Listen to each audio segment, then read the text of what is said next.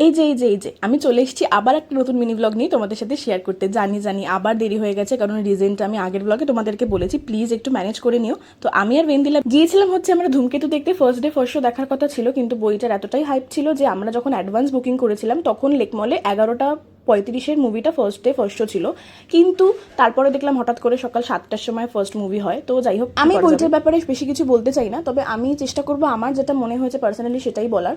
তোমরা যারা দেখোনি বইটা অবশ্যই গিয়ে দেখে এসো। কিন্তু আমার কথাটা হচ্ছে, মেইন ক্রেজ বা হাইপটা কাদের জন্য? দেব আর শুভশ্রীর জন্য। বইটার জন্য কিন্তু অতটাও ক্রেজ নয়, কারণ বইটা শুটিং হয়েছে আজ থেকে 9 বছর আগে। তখন আমি যতদূর জানি দেবের প্রোডাকশন হাউসের প্রথম মুভি হচ্ছে দেবের এখনের মুভির সাথে ধূমকেতুর হিউজ ডিফারেন্স। আমার পার্সোনালি মুভিটা ভালো লেগেছে, গল্পটা ভীষণ ভালোভাবে সাজানো হয়েছে। হ্যাঁ, লাস্টে বলা হয়েছিল অসমাপ্ত, লাস্টের এন্ডিংটা হয়তো বুঝতে একটু প্রবলেম হয়েছিল, বাট ঠিক আছে।